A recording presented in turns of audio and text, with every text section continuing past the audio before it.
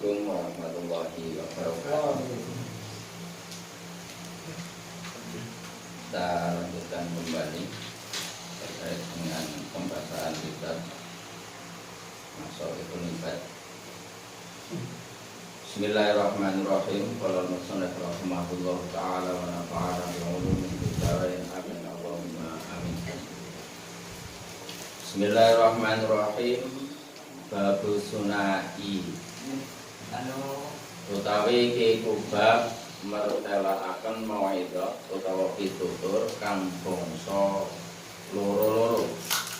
Jadi bab ini nanti menerangkan terkait dengan mawaidhah munabbihat yang isinya selalu dua-dua.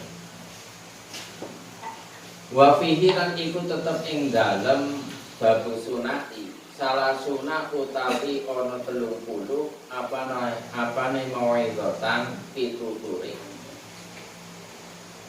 30 mau arbaatun utawi kapapat iku akhbarun rupa pira-pira hadis wal baqi utawi kang sakliyane iku atharun rupa dawe sahabat. Jadi di dalam bab sunah ini, bab yang dua-dua ini, di dalamnya ada 30 mawaidhah, 30 makalah, yang mana mawaidhah ini selalu mengingatkan kita kepada hari kematian. 30 ini terdiri dari 4 berupa hadis dan yang lainnya berupa qaul sahabat. Jadi ada 4 hadis dan 26 adalah qaul sahabat. Wanani lan negesi sapa ingsun bil akhbari kelawan lafaz al akhbar. Negesi aqwalan nabiyyi ing piro-piro dawe Kanjeng Nabi Muhammad sallallahu alaihi wasallam. Wa bil athari lan kelawan lafal al athar ingsun negesi aqwal sahabati ing piro-piro pengendikane sahabat wa tabi'ina lan wong kang anut sahabat. Jadi yang dimaksud akhbar di sini adalah hadis atau perkataan Nabi, sabda Nabi. Sedangkan yang dimaksud dengan athar di sini entah itu ucapan sahabat. Sahabat berarti adalah murid Nabi ataupun tabi'in, yakni murid para sahabat. Famin mongko iku setengah saking salah babu sunai fal makolatu tegese moko utawi makolah pengendikan al-ula kang dingin minal munabbihati saking piro-piro pitutur kang bangkitake utawa ngelingake asuna iya kang bangsa loro-loro iku ma hadis rawa kang wis ruwiya kang wis den riwayatake apa ma anin nabi saking Kanjeng Nabi Muhammad sallallahu alaihi wasallam anahu teman sedune Kanjeng Nabi ku kala wis ngendika sapa Kanjeng Nabi di dalam sunah ini, di dalam makalah-makalah atau munabbihat mawaidhah yang berupa dua-dua ini. Makalah yang pertama itu hadis yang diriwayatkan dari Nabi Muhammad SAW bahwasanya beliau berkata khoslatani utawi tingkah loro iku la syai'a ora ana suwiji-wiji abdalu kang luwih utama min huma tinimbang saking karone khoslatan.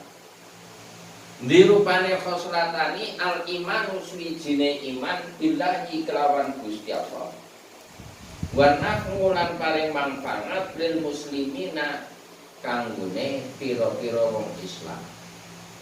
Hadis yang mana Nabi bersabda, dua hal yang tidak ada sesuatu apapun yang lebih utama dari dua hal tersebut, yakni iman kepada Allah dan memberikan manfaat kepada kaum muslimin. Oleh paring manfaat mau bil maqoli kelawan ucapan au bil jahi utawa kelawan pangkat, au bil mali utawa kelawan bondo, au bil badani utawa kelawan nganggo awak. Nah, bagaimana kemudian dua hal tersebut menjadi lebih utama? Karena iman kepada Allah ini adalah salah satu syarat mutlak diterimanya sebuah amal. Jadi kalaupun amal apapun tanpa didasari iman kepada Allah, haba'an manthura, seperti halnya amal itu bagaikan debu yang tertiup angin. Dan kemudian yang kedua, an-nafu bil muslimin, memberi manfaat kepada orang-orang Islam. Nah, di dalam memberikan manfaat kepada orang-orang Islam ini tergantung keadaan kita. Tidak harus menuntut dengan maqol, dengan ucapan. Mungkin kalau ucapan ini bagi mereka-mereka yang berada di panggung dakwah, ataupun kita sesama teman memberikan masukan ataupun nasihat ataupun atau dengan pangkat. Pangkat kita bisa memberikan manfaat kepada muslimin.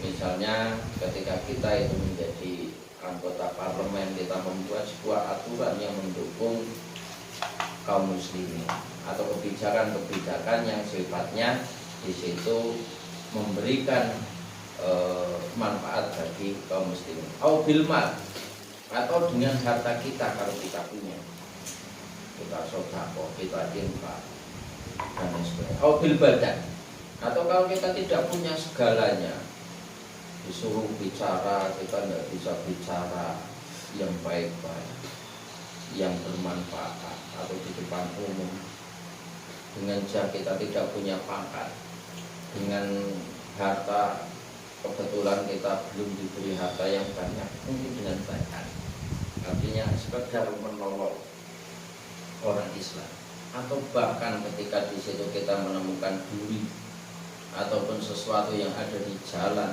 menghalangi jalan, kita singkirkan, itu juga merupakan kemanfaatan bagi kaum muslimin.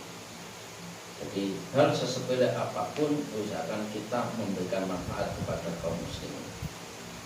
Kala ngendika sapa Rasulullah, Kanjeng Rasulullah sallallahu alaihi wasallam, bahkan Nabi Rasul itu bersabda, man asbaha layan wa dhulma ala ahadin ghufira lahu ma jana.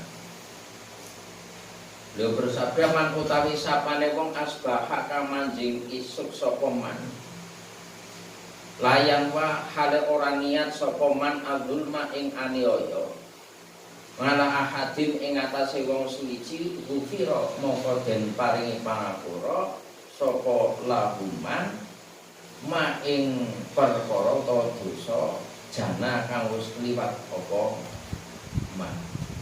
Wa manan utawi sapane wong asbaha kang manjing isuk sapa man, yang wa hale niat sapa man, niat nusratal mazlumi ing nulungi wong kang den aniaya, wa qada hajatil muslimi lan nekani hajate utawa butuhe wong Islam, kanat mongko ana apa hal utawa halat tingkah lahu kanggone man ana iku ka ajri hajatin kaya dene ganjarane wong kang haji mabruratin kang den trima. Ini begitu besarnya manfaat bagi orang muslim. Bahkan dikatakan oleh Nabi di sini, kalaupun hanya seseorang ketika kita itu bangun tidur kemudian kita tidak punya niat, artinya kita tidak punya niat untuk menyakiti seorang muslim saja, ini tidak punya niat, bukan punya niat, ini belum punya niat. Yang penting tidak punya niat menyakiti orang muslim saja, maka di situ dosa-dosa kecil yang telah kita lakukan yang menjadi beban kita di hadapan Allah itu diampuni oleh Allah. Dan sebaliknya, kalau kita itu berniat pagi hari, saya ingin menolong si A, saya ingin menolong si B dan lain sebagainya, berniat akan kebaikan untuk menolong seseorang muslim, maka di hari itu kita mendapatkan pahala seperti halnya pahalanya orang yang haji mabrur lagi. Artinya bagi kita kaum fakir miskin atau kita yang tidak begitu punya uang, apalagi sekarang mohon maaf untuk haji saja kita harus ngantri. Misalkan yang sudah umur 50 tahun kita ngantri 20 tahun, mungkin 20 tahun ke depan boleh sore murah. Hanya dengan kita berniat untuk menolong seseorang di pagi hari, kita mendapatkan pahala seperti halnya pahalanya orang yang naik haji dan mabrur yang diterima oleh Allah. Bukan berarti ini kita merendahkan, Nabi merendahkan haji mabrur itu ya. Tapi Nabi memberikan motivasi kepada kita yang mungkin tidak punya kekuatan, mengatakan ini istata'tum ilaihi sabila, haji itu wajib bagi kita atau mereka yang mampu di dalam perjalanan. Mungkin kita yang tidak mampu di dalam perjalanan, entah biaya, mungkin kesehatan dan lain sebagainya, kita berniat untuk menolong sama kaum muslimin, kita akan mendapatkan pahala haji yang sama. Waqala lan ngendika sapa alaihi salam Kanjeng Nabi Muhammad sallallahu alaihi wasallam, ngendikane ahabbul ibadi, utawi luwih demenakene pira-pira kawula ilallahi maring Gusti Allah taala iku angfanun nasi, luwih mangpangatine manungsa linnasi kanggone manungsa liya. Wa afdhalul a'mali lan luwih utama-utamane pira-pira ngamal iku idkhalus sururi, nglebokake rasa bunga ngalakol bil mukmini ing atase atine wong mukmin. Ya terudu hale nolak sapa wong nganggo saking mukmin jungan ing rasa luwih au yaksifu utawa ngilangake sapa wong nganggo saking mukmin karban ing rasa lupa au yaqdi utawa nekani sapa wong lahu maring mukmin denan ing swijine utang. Ini lebih lagi Nabi bersabda bahwasanya hamba yang paling disukai oleh Allah adalah hamba yang paling punya manfaat bagi hamba yang lain, manusia yang paling punya manfaat bagi manusia lain. Dan kemanfaatan ini tadi di depan sudah diterangkan, bisa dengan mal, harta, bisa dengan jah, pangkat, bisa dengan yang tidak punya mal, tidak punya jah, bisa dengan benar. Ini termasuk hamba yang paling disukai oleh Allah. Ini dari segi hambanya atau subjeknya. Nah, adapun afdhalul amal, amal yang paling utama di hadapan Allah itu adalah idkhalus surur, memasukkan rasa bahagia, memasukkan rasa senang kepada hati mukmin. Ini yang mungkin kita itu menjadi sangat termotivasi bahwasanya amal itu, ibadah itu sangat luas maknanya. Di sini dikatakan ya terus tuan hujungan. Sebagai contoh di situ menghilangkan rasa lapar. Artinya ketika kita memberikan sesuatu, apalagi di bulan puasa misalnya, kemudian ada orang yang tidak mampu, kadang-kadang di pinggir jalan di situ kita atau orang di sana itu memberikan takjil ataupun makan gratis untuk buka puasa dan lain sebagainya. Mungkin di situ dari berapa orang yang menerima itu mungkin tidak mampu, dia tidak bisa katakan untuk berbuka puasa dengan layak, kemudian dia mendapatkan pemberian itu, dia sangat senang. Yang tadinya mungkin puasa itu berbuka dengan ala kadarnya, dia mendapatkan nasi bom misalnya. Ini sangat utama. Amal ini sangat utama di hadapan Allah. Bisa dengan seperti itu. Au yakshifungan hukarban. Atau di situ menghilangkan rasa rupak ini sempit. Ini hubungannya apa? Misalkan kita motivasi, ada teman yang lagi sedih kemudian datang kepada kita, kemudian di situ kita beri motivasi atau kita beri jalan keluar, kita beri solusi. Ini juga bisa. Jadi tidak harus dengan mal. Di sini istilahnya juga bisa dengan maqal, ucapan. Yakdi lahu daina. Ataupun ketika seseorang di situ punya hutang apapun itu.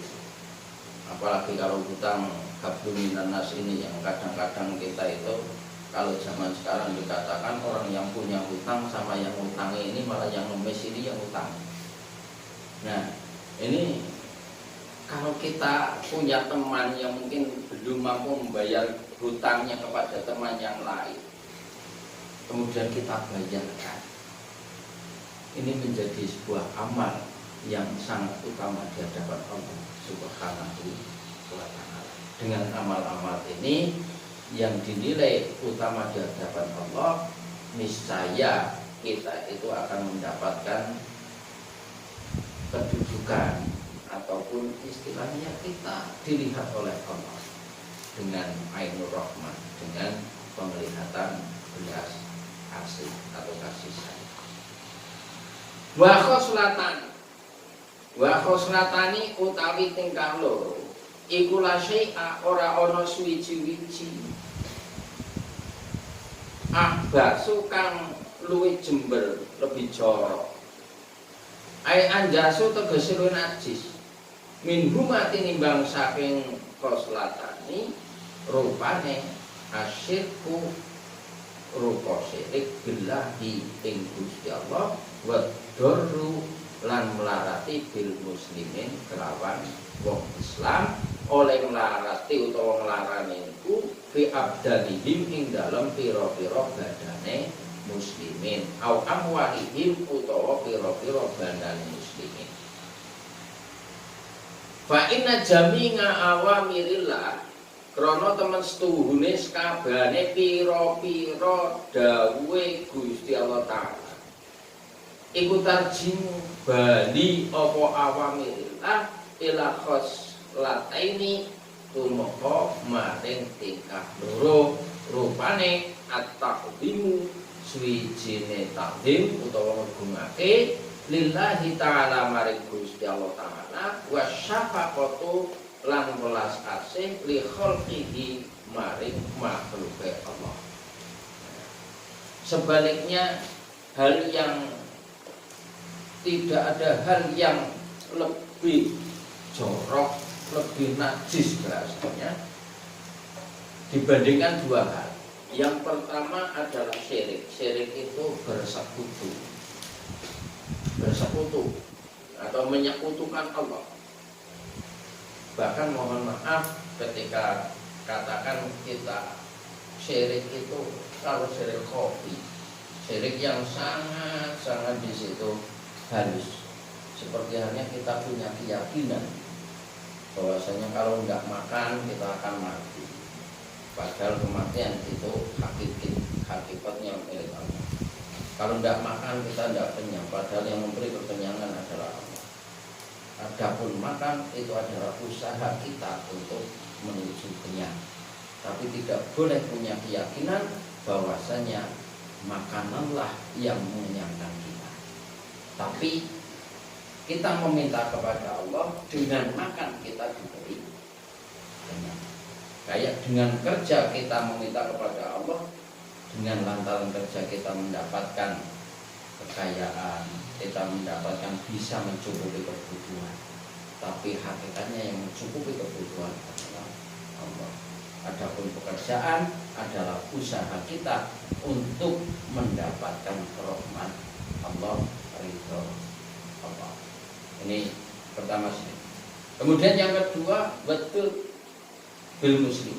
Yang kedua, melarati bukan membuat melarat atau membuat miskin, bukan. Melarati bahasa Jawa, bahasa Indonesianya itu ya menganiaya atau menyengsarakan atau membuat sakit orang-orang Islam, baik di dalam tubuhnya, artinya kita menyakiti tubuhnya, ataupun kita aniaya kepada hartanya, artinya misalkan kita mencuri dan lain sebagainya.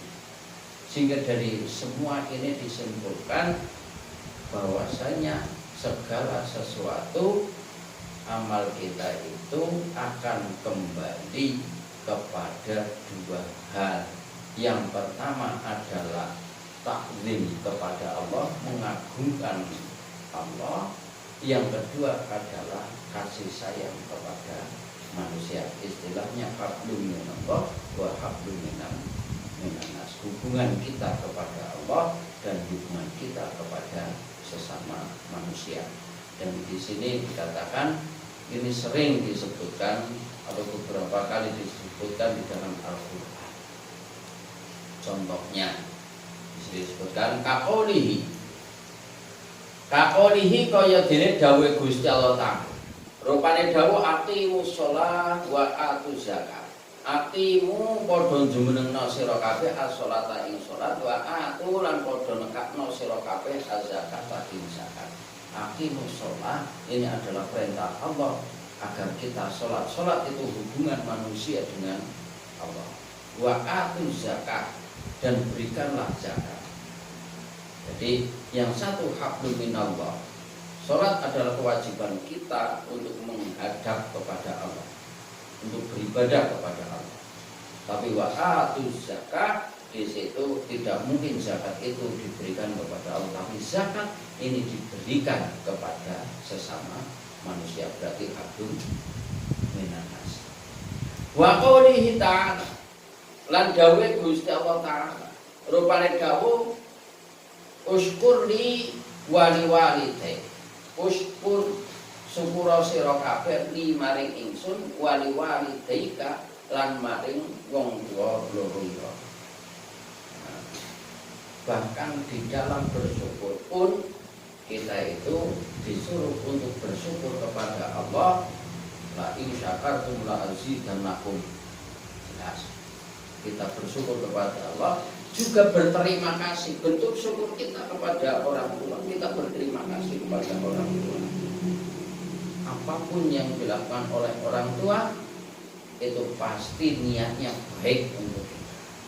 Jadi setelah kita syukur kepada Allah, selanjutnya kita berterima kasih kepada sesama manusia. Disebutkan di sini wali walidayk, berarti kepada kedua orang tua kita.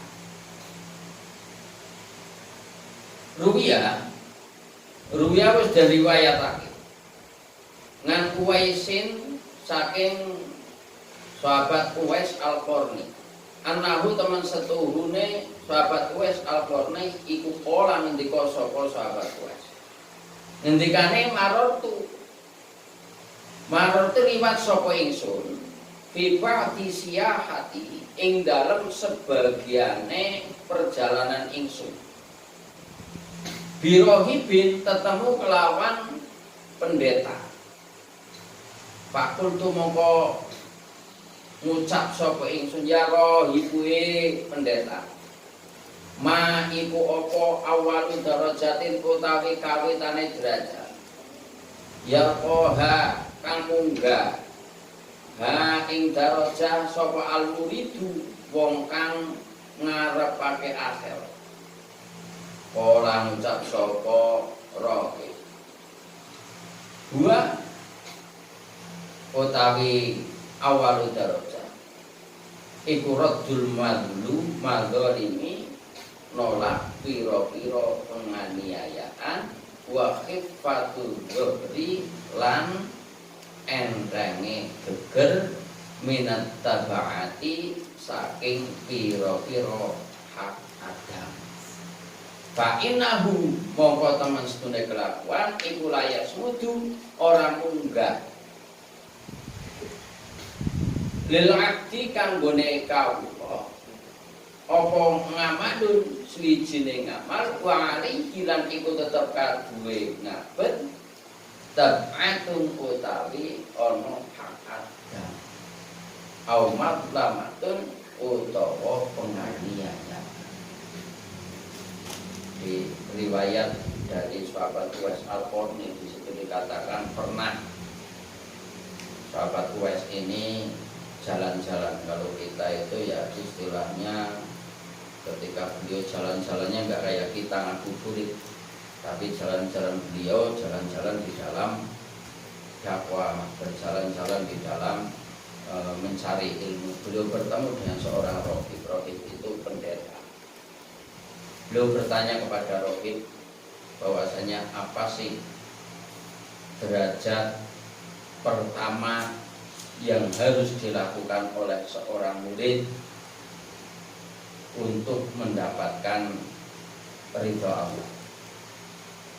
Aku katakan bagi rohib ini ya pada muridnya untuk mendapatkan ridha Tuhannya. Dijawab oleh rohib pendeta tersebut bahwasanya yang pertama adalah raddul madzalim, menolak penganiayaan. Artinya orang tersebut atau murid tersebut harus bisa menghilangkan penganiayaan. Aniaya sifat aniaya, sifat zalim. Dia tidak boleh zalim kepada orang lain.